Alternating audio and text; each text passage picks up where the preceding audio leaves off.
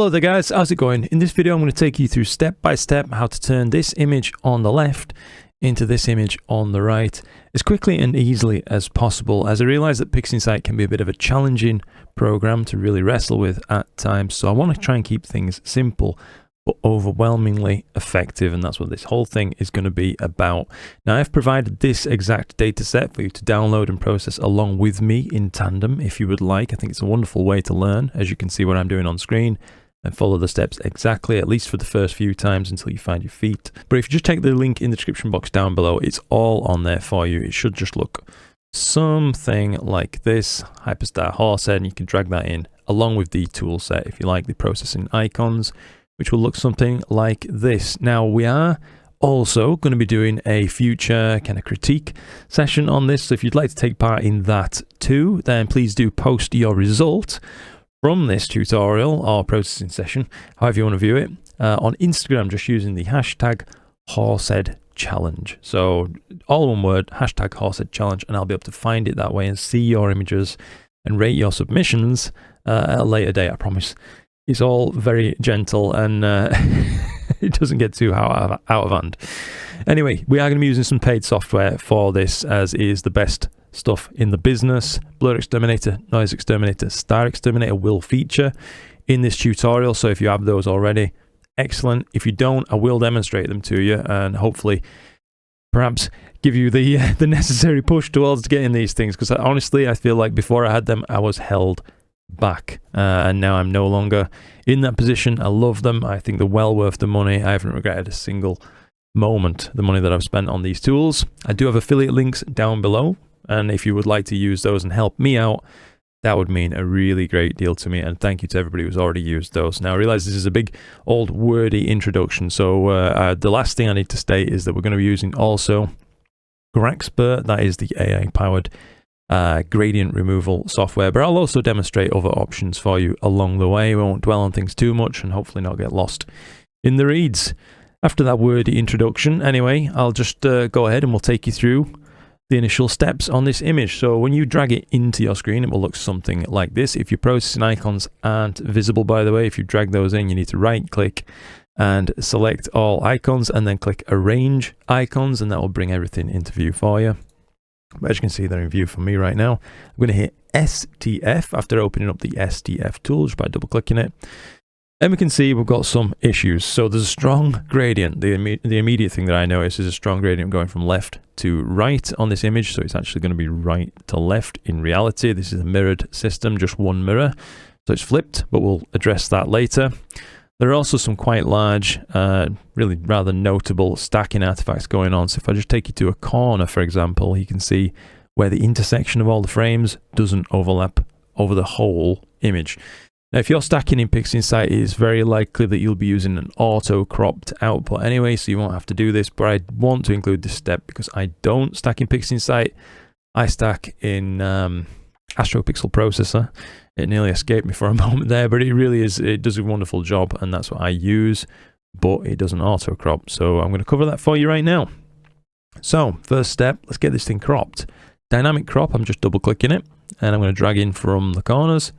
Just as a baseline, we're going to set a crop like this, and then we can fine-tune in a moment. Now you can see there's a middle pip right there. This is the area from which it would rotate around. If you hold your left click, you can move the whole box. If you take a corner, you can rotate around that point. You can see the point does not move. So you can get the most from your data this way. For me, it's not going to need much of a movement at all. And the last thing I want you to check for, if you have got data that you need to crop, such as working on this with me, is just that you're not including any of this really noisy stuff, let's say up here, as part of your image. You really want rid of all of that. So just a quick skim around the corners. It doesn't have to be at this incredible level of zoom like I'm using. But you can see we're in the clear. You know what I mean? None of it's included. That's a good crop. Go ahead, hit the tick. And you can close down dynamic crop. We're done with that tool right now. Now, the next thing we're going to have to address is the fact that this is flipped. I actually forgot to do this my first time around processing this. I was just that caught up in things. But this should be a vertical mirror. It's not. It's a horizontal mirror. See, we all make mistakes, but there it is. It's a horizontal mirror. Let's put it back in the correct direction for us, and we can continue on processing. with the image as it should appear. So next up, let's move on now to getting this image color calibrated. So to do this, I'm going to first want to plate solve the image. Again, if you stack in PixInsight, there are some plus sides to it. The image should have an astrometric solution already available. As I said, though, I don't. This data wasn't stacked that way. So you are going to have to go to Scripts, Astrometry, and use Image Solver. This has been moved. It used to be in Image Analysis, but now it's up here. So Image Solver, I'm just going to open that. Going to click Search, and we're going for IC434. That's the image catalog designation for the horsehead right there. That's more than good enough. We'll select that. Focal distance on this scope is 540 millimeters, and the pixel size is 3.76 microns. So if you need to populate those boxes, those are the values you're going to put in. Go ahead, hit OK. Don't worry about the warning right there. It's just unimportant to us at this point in time. All right, and as if by magic, we have now got this image solved, and we can move on to the next step, which is spectrophotometric color calibration.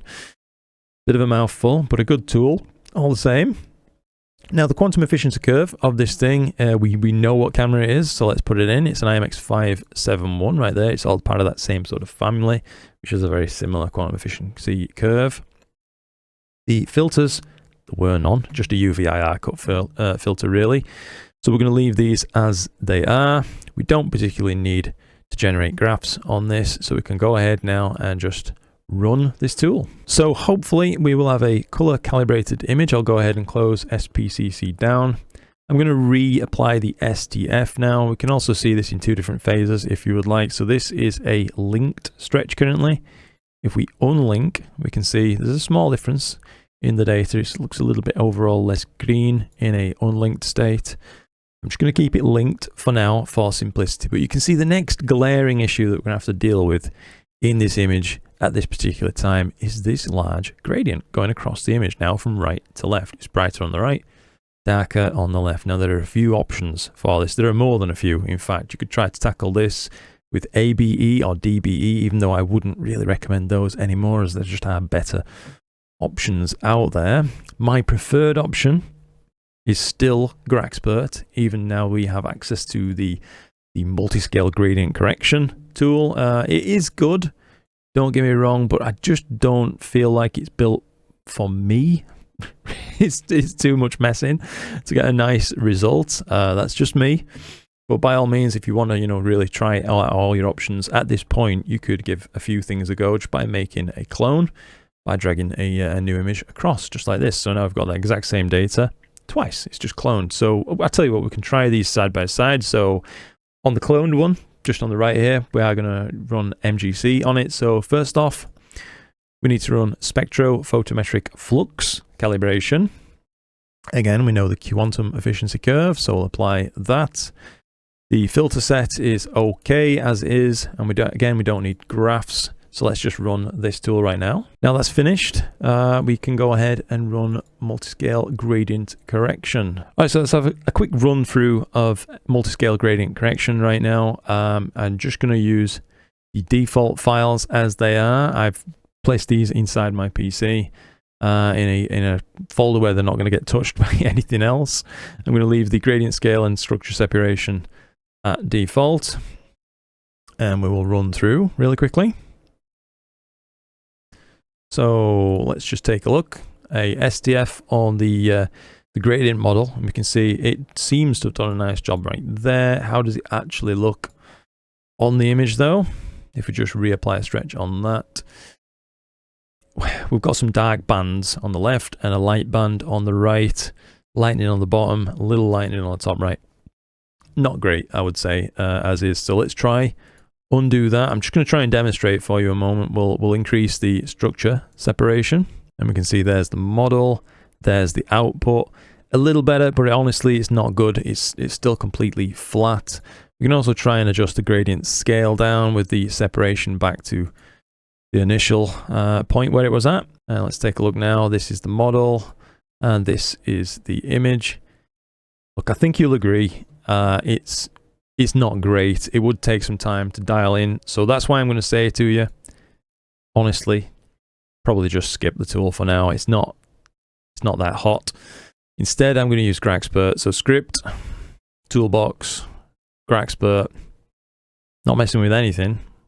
Go ahead and give this a tick and run it. All right, and so GradientXpert is now finished. This is the model, the background that it removed, and this is the image. And as you can see, it's markedly better, and it was, well, it was no effort at all, let's be honest, aside from the initial effort of installing it and getting it integrated into your PixInsight.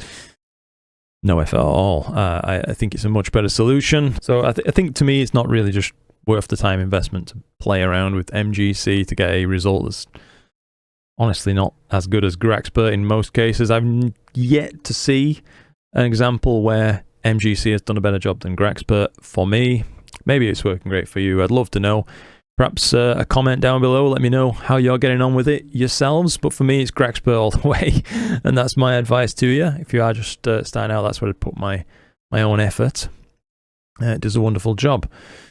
Now, we can move on to kind of tackling the kind of blur nature. So it's not too bad. You can see the stars are pretty sharp.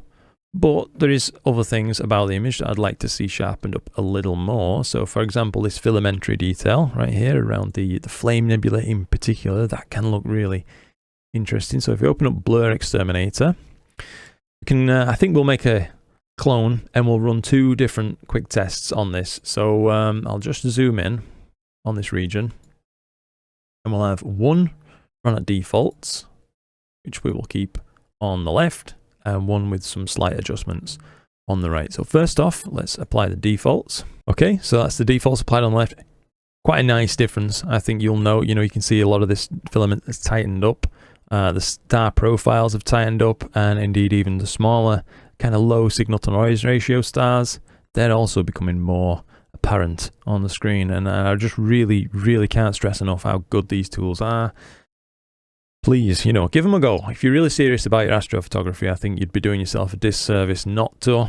For the asking price of them, you won't get a better image quality boost from any piece of hardware you could buy for that cost, that's for sure. So software is where it's at these days, I think, in terms of where your image quality is going to come from. But let's try it on the right now. I want a little bit more star sharpening, so not much. It doesn't have to be incredibly drastic, but the non-stellar sharpening now, so this is everything that's not stars, really, kind of all these features we were just talking about. Let's go ahead and give it some more on those and see how that looks. Now then, I think this image can take that. It does look good. It's another step up again in terms of clarity over the image on the left, particularly in these almost like fingered extensions just down there. They look sharper to me on the right, as you can hopefully see. And again, the star profiles are preserved. They're not overly sharpened by any means at this point. They just look beautiful and tight, like I think space imagery perhaps should, at least in my imagining.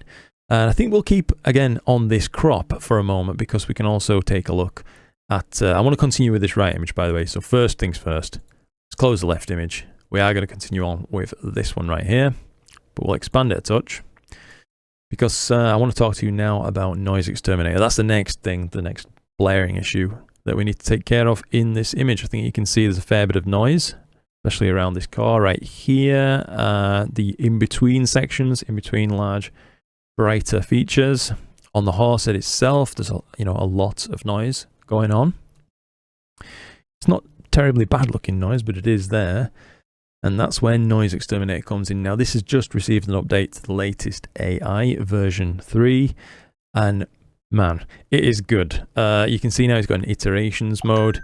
I think the new default denoise of 0.90, it used to be that before, but I think it seems a little less aggressive. So I am going to suggest leaving it right now at defaults for this, and let's just see what it looks like. A quick application, and we should know in moments. Wow.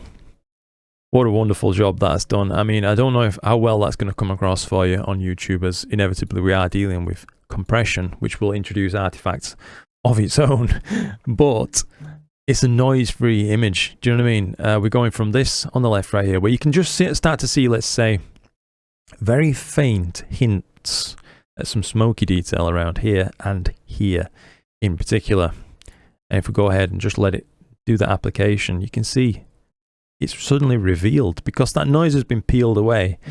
We're now getting far more bang for buck from our data, and it looks like a much deeper data set, if you like, because the noise has been so effectively removed while preserving all of the signal present. I have to say, I have no complaints with this new AI model. If it never changed again, for me, there would be no problems. I think it's a wonderful tool at this point in time, and I'm dead impressed.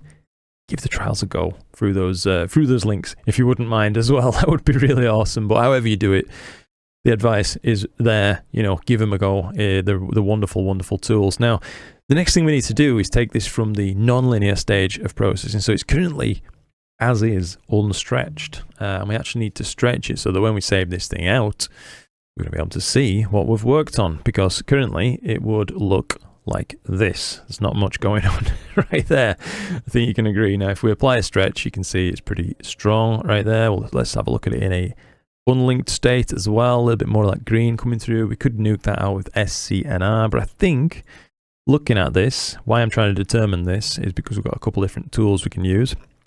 I want to continue with it in a linked state. So what I'm going to do is I'm going to again do another side-by-side demonstration for you. My friend Bill Blanchon made a couple of tools a little while back, HT-Stretch Unlinked and HT-Stretch Linked RGB. And I'm going to run through two different ways. So we're going to try first off with Bill's tool right there with the linked RGB stretch. So we'll apply that, reset the STF so we can see what it did. It's done a really nice job of stretching this thing. The stars aren't awfully bloated or anything like that. I'd be very happy if I'd stretched it myself manually over the course of many, many minutes like this. But it took one mouse click. So let's now have a go at doing the same sort of thing on this, but using generalized hyperbolic stretch, which is a really wonderfully powerful tool. You should check it out if you want to get really stuck into this. So I'll talk you through using it right now. So I've opened up GHS. I've got my main image open right there. I'm going to select a point which I know, from using the other image as a reference, really. Should just be space background like this. And I'm going to click that send to symmetry point right there. Next up, I want to open up a preview. I'm going to increase the stretch factor until I've got all the features visible in the image that I really want to be visible. Now, you could obviously take this way too far and blow everything out. Not what you want to do. And also you could understretch it and make your next steps harder. I think what you're really looking for is a general broadening of the histogram right there. Overall, you can see it's got a nice distribution. We're getting a little bit stacked up to the right hand side there. You want to try to avoid that if you can. So I'm going to peel it back a small amount. That looks good to me. The distribution looks good on the histogram. It's very much in the middle. We've got a lot of room to the left. We'll take care of that after. That's just why it looks so grey. But now I am, before changing my local intensity, I'm going to click the little zoom preview button right here. Draw a new preview around a few bright features, such as these stars around here. And now by using local intensity, I'm going to aim to bring back the shape and size, if you will, of these stars. So you can see they're currently blown out. They're very, very big. And if I start to just drag along the local intensity, you can see we're really reining them straight back in. And now they're completely under control once again. They look wonderful at this point, I think, and I'm happy to say that that would be done. Now, if you go too far, just as a demonstration, you can see the stars go very, very small, but the image overall loses contrast. And if you don't go far enough, you're still going to be dealing with these quite large stars. There's no need for it. That's what this slider's here for. So let's just rein things in, just visually. I'm not really paying much attention to where my hand is on the right. I'm just clicking, holding, and looking at those star shapes on the left until I'm happy that they're not being overly nuked. And that looks good to me. Apply. Reset the tool. And now I want to take care of that huge gap at the left-hand side of the histogram distribution right there. There's probably about 30% of the histogram occupied by what is effectively grey, largely. So I'm going to change the drop-down box transformation type to linear. And I'm just going to drag in this left-hand side until we're not clipping any data, you'll note. So everything is still preserved, but now our background is in a much more usable state. I'm not going to leave it like this, but I do want to be reasonably aggressive. So we're just before the initial clipping point right there. reset the tool. We're back to generalized hyperbolic, you can see once again now. And this time I'm going to select some of the reasonably faint dust around the bottom of the horse head right there. That's going to place us a new symmetry point somewhat through the main, core of this this grey part of the histogram, which represents the combination point of all the colours in it, and that's going to make for a nice symmetry point for us. I'm going to apply once again stretch factor. We're going to raise that up so we've got most of what we want visible. We don't need to actually finish with this, so don't be too stressed getting this perfect right now. Just don't damage the data. That's your only thing you need to worry about. And this time you need to drag back the local intensity a touch. If you go right, you're going to kind of wash out the image. It needs to be a minus factor. Looks good to me. Again, it's the same sort of thing as before. We're trying to set it really using the darker points and the brighter points, and from that make a balance. I think that looked pretty good. We'll go ahead and reset the tool, see what we're dealing with. So you can see that with a fair bit of work to end up with an image that is just a little bit further on than, the HD stretch linked RGB image. And we're going to bring it on further than this. Anyway, if we compare side by side, perhaps the stellar profiles as well. So again, we like to look at this region right here. A few nice bright stars all in view. And we'll just copy this view across. You can hopefully see both have done a nice job. Maybe the GHS is a little bit better, but it was a lot more effort, I will say. So that's up to you at this point. Again, neither image is finished, so we are going to move on anyway with the easy option if you want. So I would probably, if I was processing my own image, continue with that right now. But for the sake of demonstrating further points with a little bit more malleability left in this data, I am going to process this one instead. So first things first, it looks just a touch undersaturated, so I'm going to open up the curves tool, open a preview, click the saturation curve in particular, and just drag it up and out a little. Again, be careful with this, you don't want to saturate too much at this point. This can be an iterative process, it doesn't have to be done just in one. But I think that's a step in the right direction. I think you'll perhaps agree, going from before and after. Go ahead and apply that. And now we've got some saturation in those stars. I'm going to quickly close the preview, close the curves, open StarXTerminator, click to generate star image, unscreen stars, and let it run. All right, so StarXTerminator has now finished. I can close that tool down, just move the stars to one side.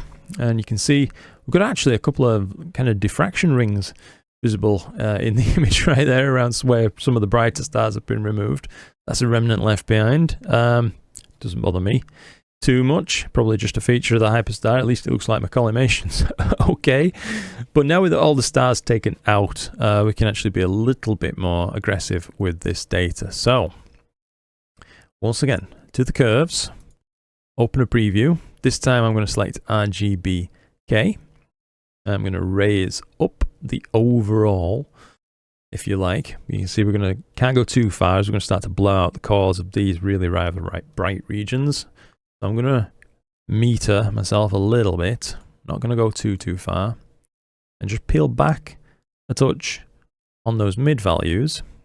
So now we've got a lot of texture visible. I think you'll perhaps know, particularly on some of these regions around here in this large wall of dust. It's really looking quite impressive at this moment. We're getting more of a feel now of a glow coming through from the background, perhaps even illuminating this dust wall behind the horse head. I really like what we've done there, but importantly, we haven't taken these bright spots too far. It's close, but not too far. So we're going to apply that, reset the tool, and before we continue on now, we must mask out some of those brighter regions and just peel them back a little bit while preserving the rest of the image, because I like what we've done so far. So to do that, we're going to have to go to Process, Mask Generation, Range Selection. Going to open up the tools right there. So it's going to look like this. As I said, I had a brief run through before. So I'm going to click Screening, drag the lower limit across, and really we're looking to just preserve the very bright points which were perhaps the most at risk have been boiled over, if you like. So I'm going to leave the loma limit around about there. Now this is way too coarse to use as a mask, so we are going to smooth it too. Looks good. And I think we can use that mask as is, actually, without any further adjustments. So we can now drag that range mask onto this image. You can see all the rest of the image has gone red apart from the regions we want to work on. Curves, select the correct image, preview window, and now I'm going to use the preview zoom function once again, just drag it into where we're really interested in. Again, this kind of brighter point in the flame, this brighter part of this nebula down here, I don't actually know its name. And we're quite simply just going to peel it back a segment. So again, at this point, it's important to be careful now, because if you go too far, it's going to look really, really silly. I mean, I don't think you're silly if you're following along with this, but you know, it would be possible to go too far and have this now look out of place with the rest of the image. But I think a nice middle ground somewhere around about here blends in lovely with the rest of the image, and it simply allows us to see more of this hard-won data. Do you know what I mean? So before, after, there's more of this filament detail visible, there's more of the core detail going right down into the very center of this. Now you can see small fingers of dust spiking up in the middle. Looks wonderful. I'm happy at that, so I will go ahead and apply it. You can see a second step would perhaps be a little bit far. As it is, I like it. I'm going to close down that, close my preview, close my mask, which will also get rid of it off the image for us. And now finally, I think it perhaps could stand, this is a taste thing, a little bit of saturation overall. So maybe just a tiny bit. Again, it's one of those points where you could just really over egg the pudding and ruin things, but I think it can absolutely stand that we've just given it. And I think we're ready to put the stars back into this thing. So I'm going to make sure everything's visible on my screen right now. It's not too important where they're placed. I'm just going to use some star rescreening tools that I made, just drag and drops. So starless on the starless image, stars on the stars image, and rescreen on a image, don't matter which one, just bob it on an image. And there you go, your stars are back in. We can close the extra images that got made as part of that process. And now we are left with, I think, a rather pretty image finished. Basically, now if you want to make any final touches to this, now would be the time. I think the noise in this image is already well taken care of. It's not came up much more appreciably as further processing steps have been applied. And I mean, I'm looking at this on a 43-inch monitor, like 20 inches away from my face. It's big, and even at that kind of size on the screen, it's still looking really rather nice. So I think we've taken care of this data quite well. We've provided a lot of interesting features and overall tackled some processing challenges rather successfully.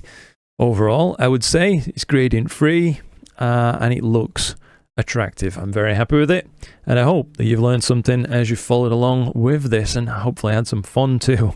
That's one of the main things that it's really all about. We've got to remember that this isn't, it really isn't just a job, you know what I mean? Image processing, it shouldn't feel like one. As far as I'm concerned, we're doing this for enjoyment, and I found that quite fun as it goes. So I hope you've enjoyed this. Thank you very much indeed for watching. Thank you for your support in all the ways that you give it.